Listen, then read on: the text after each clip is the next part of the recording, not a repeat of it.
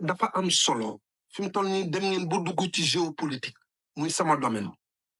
bay wax ci wax waa Azawad et tout mais bu ñu fàtte mukk ne noon bi muy tubaab bi gis nga bu demee bay daanu day xool ni mu mbëkkoon dem mu jëm leen a dooleel te Azawad boobu boo toppee seen histoire mooy les Alaouite boobu mooy maamu ñoom Hassan II ñu loon kukk na nga gën a toppaat seen historique mooy sénégalais yi ngay gis tey mélange pël wolof jéggi foofu yëpp dem ba Libéria dem Ghana moo waral Hausa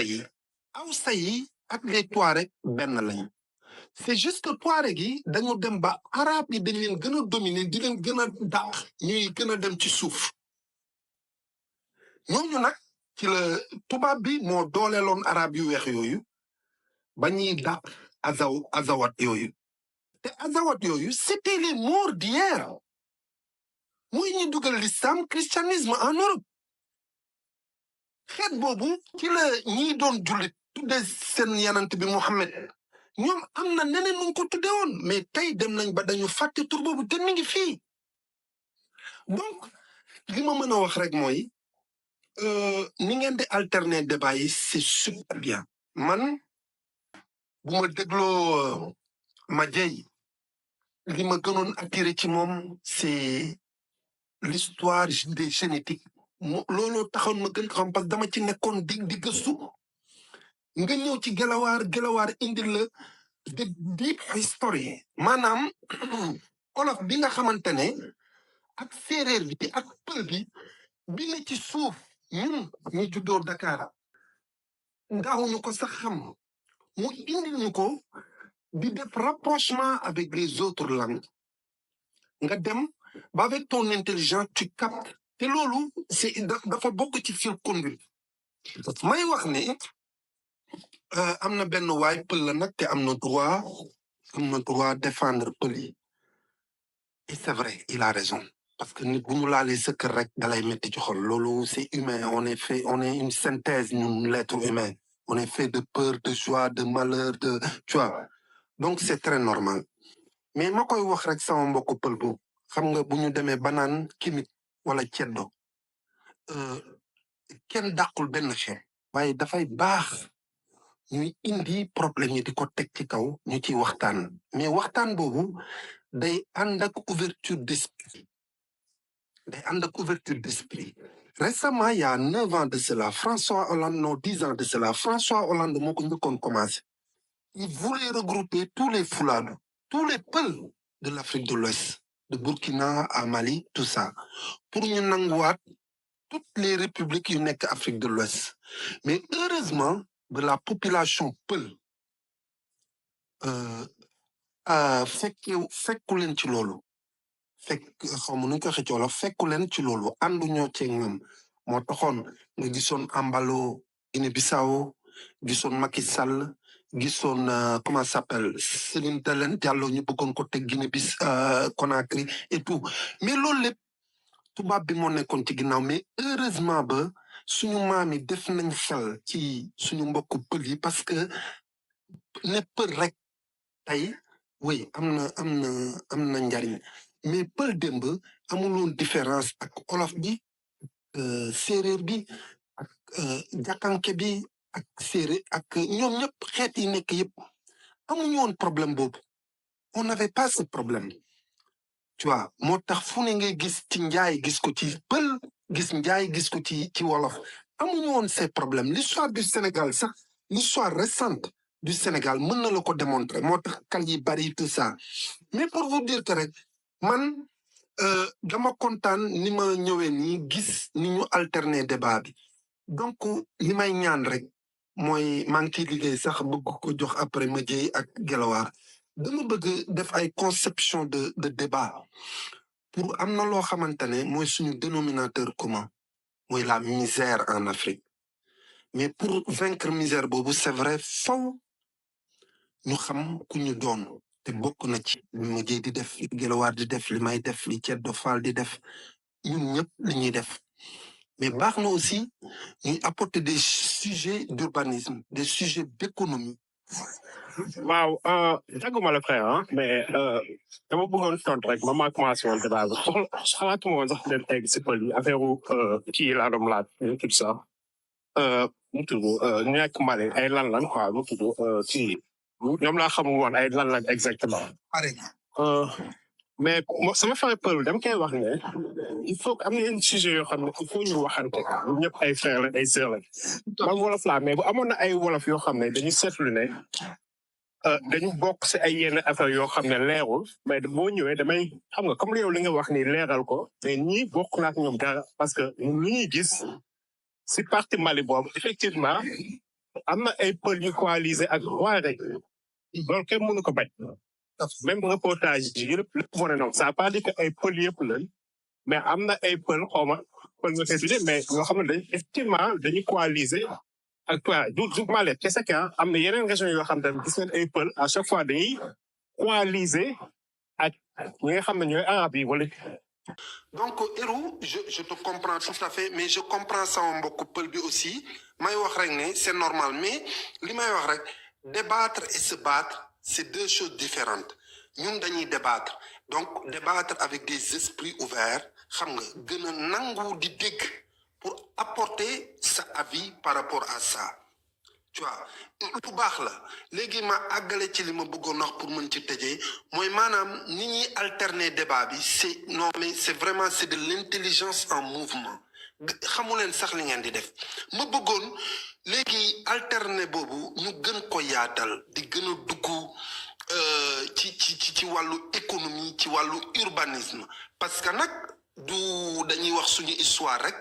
mais bu loolu weesoo yàlla suñuy maam dénk nañu tuuti ñu jàng uti xam-xam ci wàllu bu ne baax na ci ñuy inviter des ingénieurs dans l'énergie comme on peut parler sur la géothermie on peut parler sur beaucoup de choses suggestion la rek pour ni ngeen amee intelligence ba yaatal débat bi nii dugg sur la géopolitique mën nañ ko gën a yaatal gën a structurer débat bi ba nga xamante ne on va prendre 1 heure ou 2 heures on va parler que de la géothermie on va parler que de l'économie par rapport à l'avancement de l'Afrique et après bu ñuy mën a demaat ci beneen sujet ñu demaat ci mais loolu damay bëgg Gelawaar buy am jot taxaw temb di joxe parole di voilà di structurer affaire bi jàngeen jëf ma jox keneen gërëm naa leen yéen ñëpp.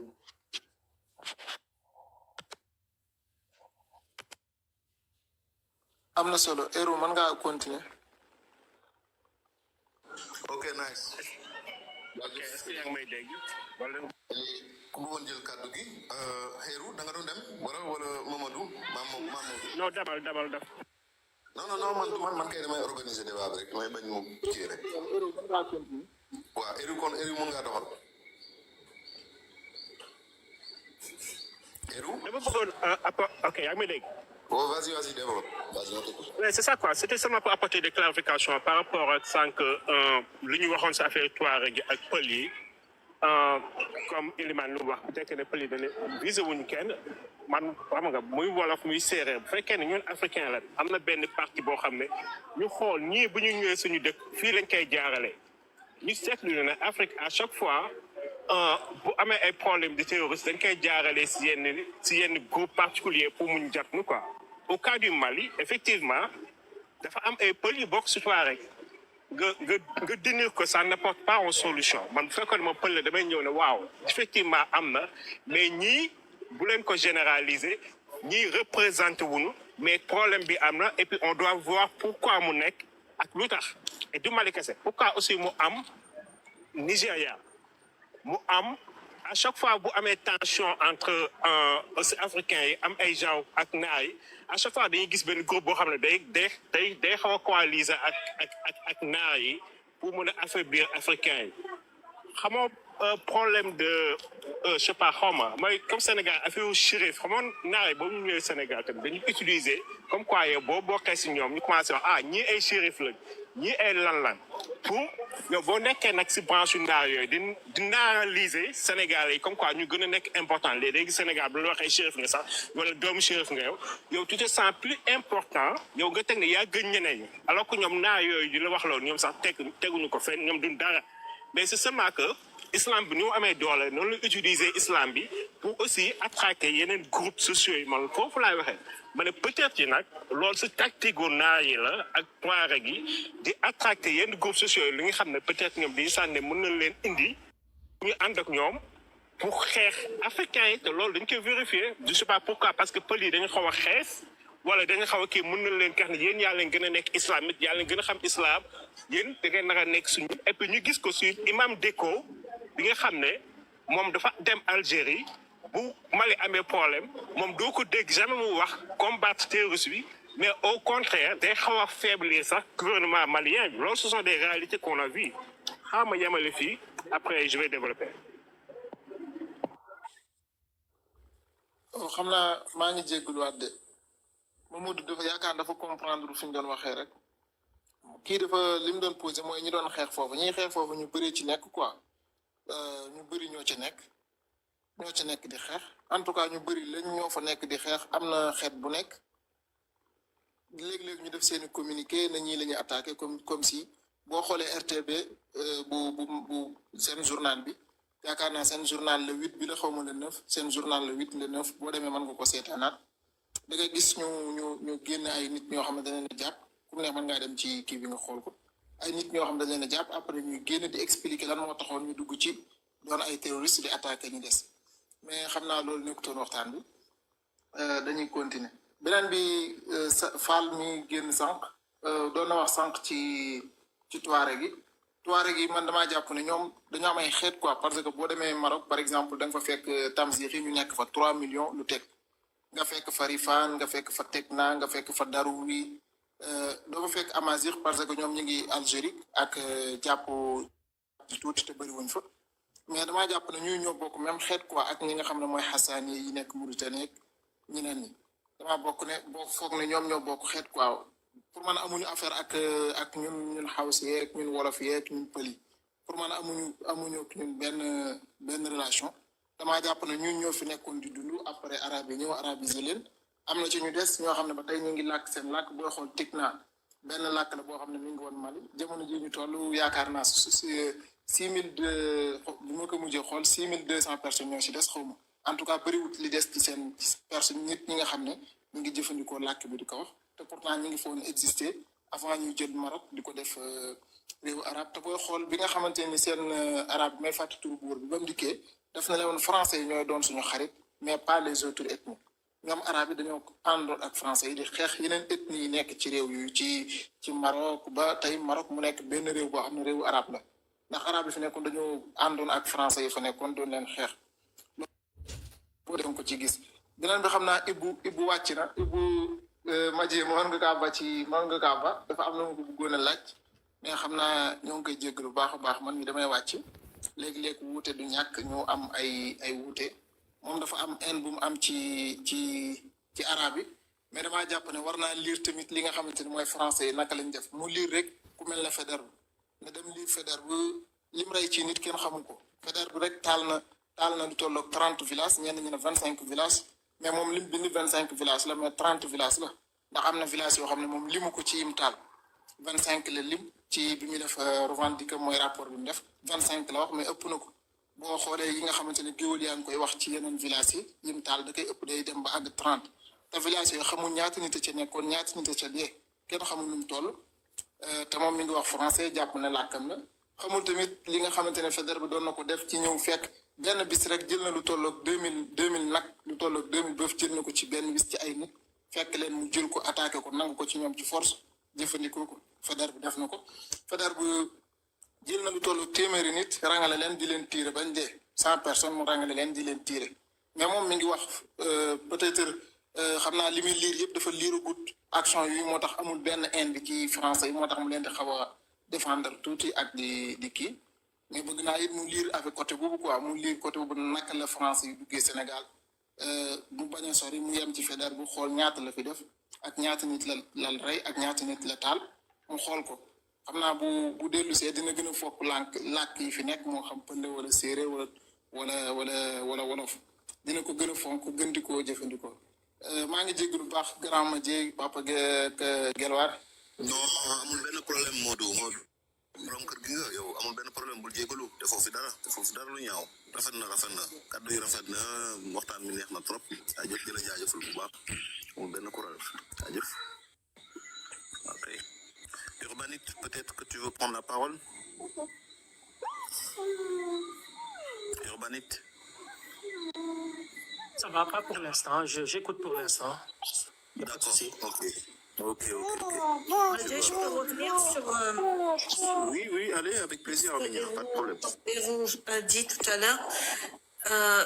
Il posait la question de dans le laitier. Lu tax toujours les occidentaux wala ñi nga xam ne dañu bëgg en fait ceux qui veulent envahir l'Afrique choisissent toujours les Peuls. Dans mon analyse, ce que je perçois, c'est ils veulent faire jouer aux Peuls le rôle de victimisation, dañ leen di victimiser comme ni ñuy def comme yow ni ñuy def. En fait, en Afrique, Pël yi la ñuy jël parce que c'est la population qui est la plus, on va dire, la plus claire. Et ñoom, ils ont besoin de s'infiltrer. Et bu ñuy infiltrer ou surtout le côté les Yahouds, les séfarades là nga xam dañu xaw naare ak affaire yooyu, ils ont besoin d'avoir des populations comme ça yoo xam ne après ñoom bu ñuy def seen lu bon dañuy mën a dugg ci seen biir mel ne dañuy nuroo ak ñoom. C'est exactement la même chose qu'ils font avec bëgguma jaar ci tur bi mais les groupes terroristes qu'ils ont créés. Boo leen seetloo bu baax ñoom duñu attaqué mukk seen dëkku yawut yi wante nag les principaux chefs dañ leen di teg naar wante nag ay yawut lañu am na plusieurs on a vu seen carte d'identité seen passeport yi kii wu yawut la donc ñoom c'est pour ça qu'ils prônent en fait le métissage dans le monde entier. C'est pour ça qu'ils prônent le blanchissement de la peau en Afrique. Parce qu'ils veulent éclaircir l'Afrique. Et pour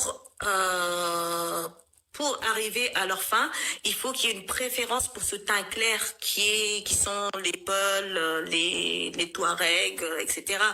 Et on le voit même dans l'esprit général de l'homme noir, c'est la femme claire qui représente la beauté. Parce que ñoom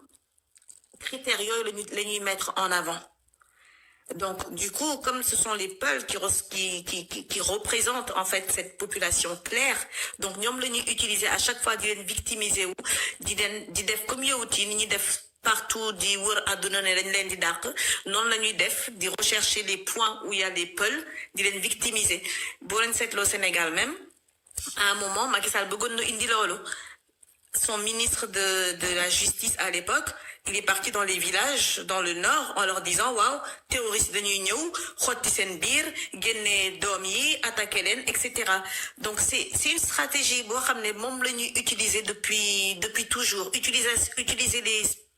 populations les plus claires, les victimiser pour essayer de gagner du terrain. Et ça c'est pareil, on doit tirer des leçons de ça et à chaque fois qu'ils posent des actes pouvoir nous positionner en bouclier d'être les membres de Fidjal. Et je pense que c'est ce que disait tout à l'heure je crois que c'est monsieur Eli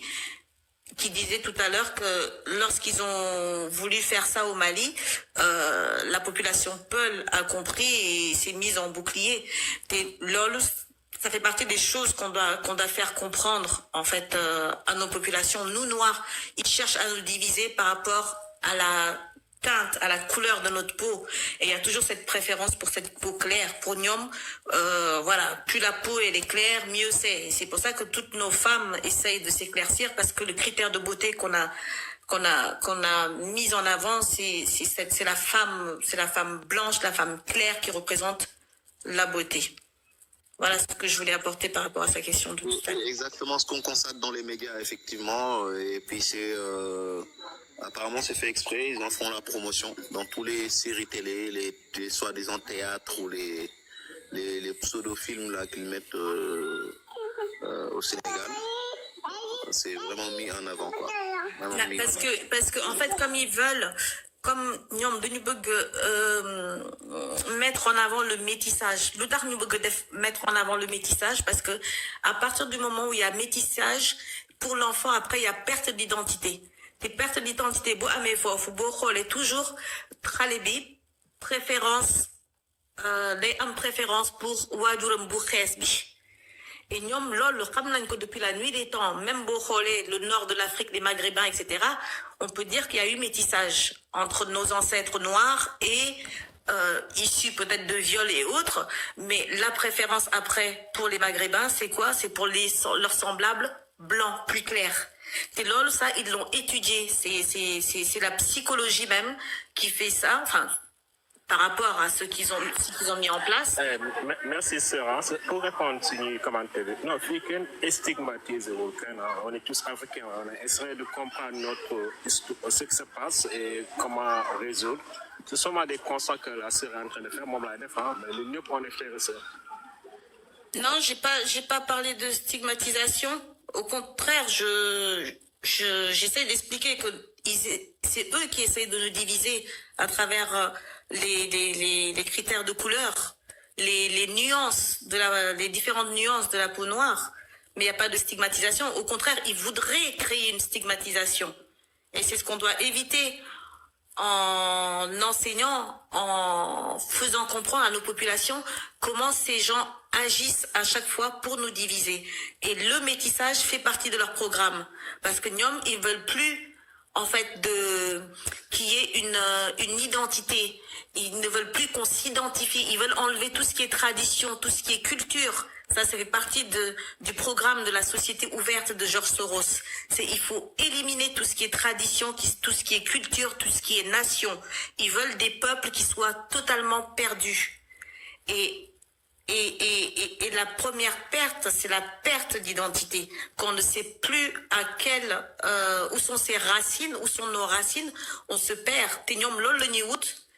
Quand on voit les différentes politiques qui sont menées par ces gens-là, c'est exactement ça. Parfaitement raison, ça. Et puis, bon, si nous arrivons à nous diviser facilement, c'est que nous, les Africains, on a peur de parler de certains sujets. Nous regardons directement en Afrique. On doit tout parler, on doit se parler. Parce que nous, nous avons utilisé des clichés. Ça fait que nous, on ne se parle pas. Clairement. Il faut que nous nous nous constatons problème, mais on doit se parler pour le résoudre. Sinon, nous, afin de utiliser le fait qu'on a peur, qu'on y a une vérité, que ce soit dans l'islam, que ce soit dans la politique, dans la géopolitique. Mais ça leur arrange. Mais il faut que nous affaire mu leer ñu wax ko ñu résoudre ko quoi. may leen ma tuuti rek ma tontu le gars là Foutanké. Laissez les commentaires. Moi, je suis là, je répondrai. Continuez le débat. Vous ne répondez pas aux commentaires, sinon vous allez perdre les fils et tout, tu vois. Continuez de parler du sujet. C'est intéressant. Les gens écoutent, hein. C'est intéressant. dama ko bëggoon expliquer na ko man témoin oculaire la dama koy wax ne ñun pël wolof séeréer dafa am lu ñu bokk xam nga mooy lan su xawma ba xam nekk nga Europe wala Amérique wala mës nga dem fenn mais ñun dafa am loo xam ne duñ ko séddoo kenn ñun ñoo ko moom dañ ñu ko étiqueté mooy misère dañoo am lépp ñu jël suñu lépp jox ñu poubelle jox ñu mépris jox ñu lu bon te dañoo am lu baax bëgg ko nanguwaat moo tax bu ñuy wax fii génnewuñ ci pël génnewuñ ci séeréer génnewuñ ci olof man mii di wax ak yow ñi am na ñu ma xam suma ndey xam suma baay xam sumay sœur ok man suma sœur yi ay Rayhaana la ñu tudd ay Aïcha ay Tutu man Mouhamed Fadel ñu tuddee ma Fallou Fall ok te bu ma lay wax li Mauritanien yi jàppee nit ñu ñuul ñu olof yi ak pël yeeg séeréer si bu boobaa di nga nangu il faut que ñuy am esprit d'ouverture ñun on n'est pas parfait li tilim ci ñun te weex tàll man lu bon lu weex laa ko tuddee li weex ci ñun foo ñu koy génnee di ko waxtaanee on est en train de débattre pas di stigmatiser ok man mi di wax ak yow samay tante bu ñu mësaan ñëw Sénégal fekk maak sénégalais yi pël ak joolaa dañ naan ma looy def ak ñii looy ut ci ñii te nag dañu ñëw pour faju si tu imagines nga ñëw yow sa dëkk mënoo fa sax faju ak sa tuberculose nga ñëw Sénégal pour dem principal ay nit ñi di la faj man nga fekk ma ci ay biiru nit ñi nga naan ma looy def ci ñi yaa leen gën loolu la ñuy wax te ñun dañoo jàng aussi dañoo xam fi noon bi di jaar man li may wax ni inventé wu ma ko François Hollande moo ko bëggoon ils ont un calendrier ba ñu bëggee déstabiliser waat l'Afrique de l'Ouest foofu la ñu bëggoon jaar man sama jigéen bi Manige je sais pas comment Manijat wax na ko Iru ba muy waxul pour stigmatiser aussi da doon wax uq bi maanaam li bon ci ñun maanaam pas bon sax maanaam li dëng li weex ci ñun ñu génnee ko waxtaanee ko suñu biir parce que ku dama ne que ce soit guinéen pël de Guinée pël du Sénégal ou séeréer de Guinée ou du Sénégal boo ñëwee fi France africain bi lañ la jàppee africain bi donc nañu am une puissante d'intelligence de réflexion pour maanaam li nga xamante ne fan lañ ñu mënatul jaar ñu cloisonné ko maanaam ñu def fa miir may wax ne suñu xeex bii ñun ñii di wax sax laa lay wax bu ñu noppi woon garab yi jóg ut làmmiñ di ko wax Afrique par la force day changer kenn mënu ci dara c'est la force motrice de la nature jërë ngeen jëf maa ngi gërëm pël séeréer wolof du suñu débat ñu nit ku ñuul moomaat boppam mooy suñu débat yaa ngeen jëf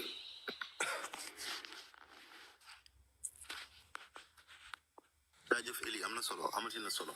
ma leeral rek ay kàddu quoi vite fait rek avant keneen di jël kàddu yi on ne fait qu'un seul peuple man je ne fais aucune différence ay affaire u pël séeréer wolof je ne sais pas quoi là man ça m'intéresse pas man je m'en contrecarre quoi man je regarde juste la peau noire et l'idéologie mooy maanaam der bu ñuul bi lay xool ak lu nekk ci bopp der bu ñuul boobu noonu waaw loolu moom mooy àndal nit quoi waaw der bu ñuul bi ak li nekk ci bopp bi c'est surtout ça voilà maintenant ay pël la ay wolof la ay séeréer la ay tukulóor la ay joola la ay xawma lan la ay lébu la ay yooyu man genre ça m'intéresse pas ça veut rien dire pour moi voilà et je pense que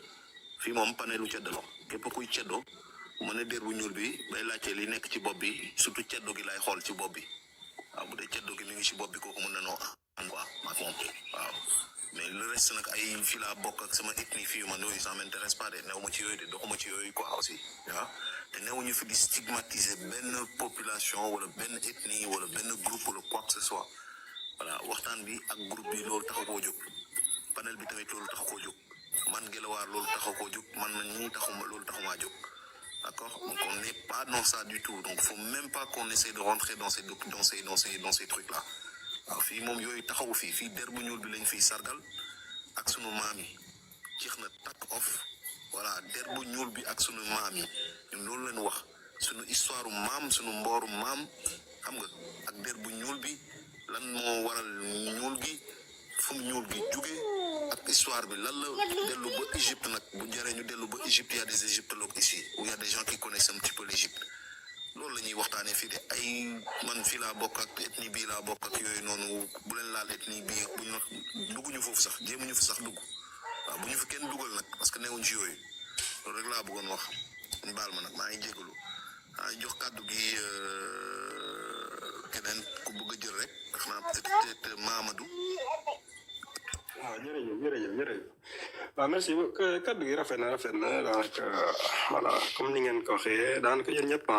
en tout cas man de mon point de vue ma jot déglu ni lu leer naññ la Voilà, c'est ça l'objectif quoi comme ni nga ko mujjee waxee nii quoi man daanaka bi ma jëlee parole bi surtout xam nga sama gis-gis daal l'objectif comme la sœur nu mu ko waxee l'objectif de voilà d'une manière générale de l'Occident est clair ça veut dire que dañu am seeni stratégie ni ñuy duggee si ñun ak fi ñuy jaar donc ñun tamit ñun dañu war a xam voilà comment contrecarrer naka la ñuy taxawee pour contrecarrer quoi te tamit ñun suñu bopp ñu bañ a daanu si piège yi parce que yenn saay ñoom ñooy teggi seen mbir sànni ñu ko ñun ñu aakimoo ko ça veut dire que ñu dëggal ko c'est la même façon comme waa ji mu daan wax sànq l'objectif c'était de venir pour dollar alors que l'objectif même c'est écrit dans les livres donc c'est un voilà c'était juste ça là man si la daan voilà sama xel ci la demoon pour insister si voilà gis que ne surtout c'était une erreur ñu gisee ko noonu te minimiser tamit voilà ce qui s'est passé voilà l'Europe si boppam daanaka voilà la présence africaine noire qui était là à l'époque même en Europe disons sans parler même du Maghreb donc tey bi ñu demee ba fekk yegg nañ ba Mauritanie xam ne gis nañ lu fa ne ak voilà Mali lu fa ne donc day fekk que ne en tout cas ça continue le chemin quoi donc ñun comme ni nga ko waxee noonu il faut ñu xam stratégie ñu am taxawaay bañ a dugg si seeni plan yi quoi seeni document voilà li muy tëgg voilà seen programme ñëw ñun ñu dëggal loolu ba pare ñu jàppee que ne voilà lii moo am c'est la réalité alors que fekk ñoom seen choix la seeni bëgg-bëgg la ñun nag loolu ñun ñoo ko war a bañ dañoo war a xam l'objectif bi lii pour daaneel ñu la donc wax dëgg yàlla te en plus comme ni nga ko waxee noonu waxtaan yu mel nii voilà di expliquer histoire suñuy maam voilà avec la spiritualité la culture d'une manière générale comme ni mu la ko waxee sànq ni ñu koy comparer ak suñuy langue tey voilà langue africaine d'une manière générale boo ko xoolee day collaborer directement te c'est seulement en Afrique comme ni ko Cheikh Anta Diop waxee foofu rek nga ko mën a retrouver tey l'Égypte ancienne pharaonique seen culture seen lépp amoo fenn foo xam ne mën nga kaa tekkale mu correspondre bu dul Afrique ça c'est clair tey nag loolu nag tey boo nekkee africain nga déglu comme ni ngeen di waxtaanee nii affaire yu bëri da ngay jàpp bopp sax da nga naan mais lii nu mu mën a demee nii man bàyyi ma ci woon xel alors que c'est tout simplement da nga jàngul wala dégloo ñi jàng bu dul loolu da nga retrouver wu da ngay gis que ne voilà lii moom ça correspond quoi.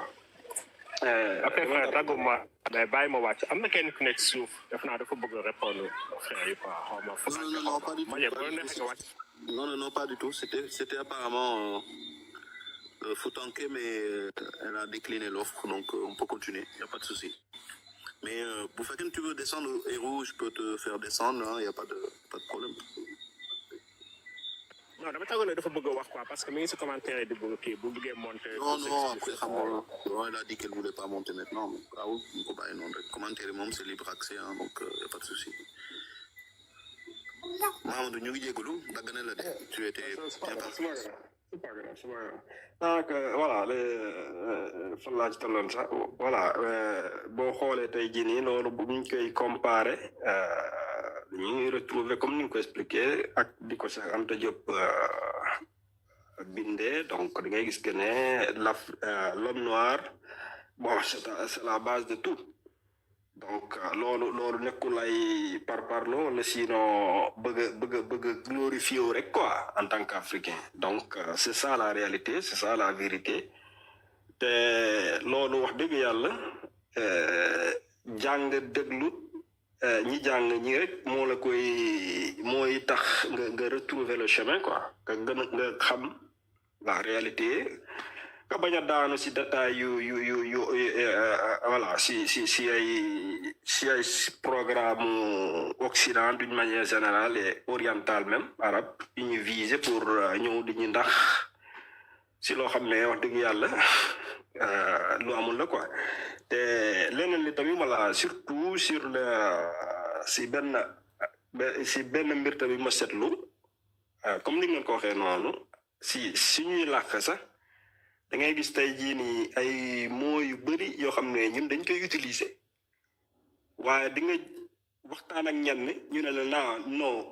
mot bii nii du mot wolof wala mot bii du mot pulaar mot arabe la wala mot français la alors que boo seetloo bu baax comme ni nga ko expliqué nii avant arabe yi di ko utiliser daa fekke ñun ñoo ko moomoon suñuy maam ñoo ko utiliser woon kon am na ay mots yu bëri par exemple am nañ sama yenn ñu bëri ñu may waxtaanal si ay yenn mots nii rek ñu may naan mot bi arabe la ma ne ko mais lii nu mu mën a nekkee loolu ñu ne la non boo seetlu arabe ma ne ko mais est-ce que yow boo xalaatee bu baax est-ce que nekkul que ne arabe yi si boppam ñoom ñoo ko utiliser fekk si ñu bu ñu demee ba fekk si ñu dem bu mu yàgg tey jii nii comme que gis nañ ko si ñoom ñu taxaw ne kon léegi ñun moomuñu ko ñoom ñoo ko moom alors que fekkee ñoom ñoo fekk si yoon suñuy maam parce que loolu tamit il faut nga analyser nga gis que ne loolu tamit c'est possible te la plupart boo seetloo da ngay gis que ne loolu moo gën a am sens sax parce que ku fekki keneen toujours moom mooy ñëw jëlee si moom te boo seetloo ñun à l'époque ñi njëkk a ñëw fekk si kenn en tout cas ñoom ñoo ñëw njëkk ñu fekk si que ça soit le contact avec le monde africain et le monde arabe par exemple c'est évident ñi la ñoo ñëw idem pour l'occidental ça veut dire que ñoom ñoo ñëw ça veut dire que li tax ñu ñëw déjà dañuy jël dara dañ si am li ñuy jëlee loolu bokk na ci culture bi bien évidemment sans parler seen objectif maanaam que ñëw ravager tout et puis l'esclavage quoi donc détails yu mel noonu yëpp man voilà su may déglu fii nii dama si jàng lu bëri quoi maa ngi leen di gërëm ñeen ñëpp voilà maa ngi ànd non rafet na waaw fii de gis nga Mamadou fii loolu moo ko tax a jóg quoi parce que loolu moom yëkkati der bu ñuul rek wax ci sunu maam yi surtout sunu maam yi ak yëkkati der bu ñuul rek moom moo ko tax a jóg du leneen waaw delluwaat ci sunu bopp waaw te loolu moom mooy xeex bi moom mooy mot d'ordre bi waaw la négritude et rien que la négritude loolu la ñu wax waaw képp koo xamante ni nag dafa am problème ak loolu moo xam loo mën ci doon da ngay am problème ak ñun directement waaw te ñu bëri nag dañuy am problème ak loolu rawatina ay nit ñu la ñuy doon quoi maanaam ay des fois ay sénégalais sax la ñuy doon ñoom ñooy ñëw fii di ñu jéem a xas ñooy ñëw di ñu jéem a indil diine gi saa ñu yéen ci diine gi mel ni daal nit ku ñuul saa yoo ko tuddee wax ni tamit war nga fier pour nekk nit ku ñuul mais automatiquement dañ lay indil diine gi quoi xaw ma daal lu tax dafa mel ni daal y a un problème quoi Sénégal bi surtout quoi moo am problème rek mélanger diine bi ak wàllum nit ku ñuul ki ba saa yoo ñu tuddee nit ku ñuul ki rek ñu indil la diine wax la waxu diine alxuraan beeg nangam ak waaw yàlla lii la wax ak yàlla lee la wax surtout dañ lay indil côté bi ñu lay waxee naan la kay yàlla moom sa xooloo ci ay nit ku weex nga ak nit ku ñuul nga ak yooyu yëpp ñëpp la yemale xol yi daal lay fay ak yooyu noonu tu vois ce discours là or bu ñu génnee dem ci dëkk yi dina gis ne nit ku ñuul sonn na lool ñi woote seen diine yi loolu nekkul ci réalité bi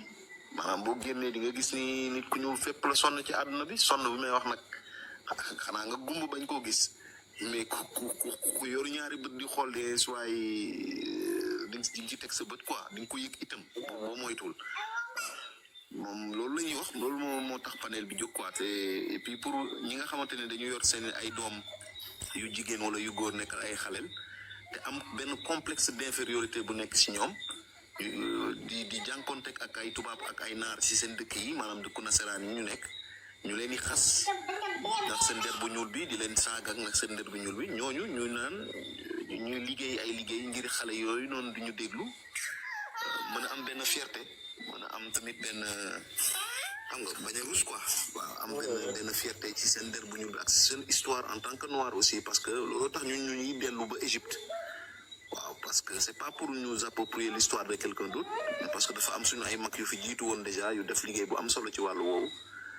teg ñu ci yoon moo tax ñuy dellu ci Égypte Gelawaar lu muy def fii des fois moom mooy bu ñu tuddee wàllu Égypte mu wolofal ko wala boog mu maanaam génnee ci lii africain ci Égypte bi bu jaree sax mu séeréeral ko bu fi suñu mbokk séeréer nekkoon man sama benn professeur mi ngi tudd Diène Thiaw souvent day génnee séeréer bi ci hiéroglyphe yi maanaam ci làkku égyptien yi ak ci histoire Égypte yi léeg-léeg nga gis man tey rek teg naa benn vidéo nga gis égyptiens yi di fees benn nag mu leer na ne ay pël dañ fa nekkoon Égypte fees fa dell donc on est c'est nous dans nous quoi nous essayons juste de nous rapproprier notre histoire et puis amuñu dara loo xamante ni sosoon na si suñu civilisation boo xamante ni xam nañ ko ràññee nañ ko te àdduna bi yëpp nee nañu ñoom ñëpp foofu la ñu jëlee muy Égypte suñu boso looloo waral ñuy dellu Égypte looloo waral ñuy wooyee suñu bopp ay Kémite tamit parce que l'idéologie égyptienne et l'idéologie kémite ou la terre de Kémet waaw mooy der bu ñuul bi rek quoi loolu moo waral xeex bi te loolu moom amul lu ko gën a neex quoi waaw léegi nag ku ñu ko bëgg a xañ nag ku ne waaw ñu jaayante kook yow rek mbir mi loolu la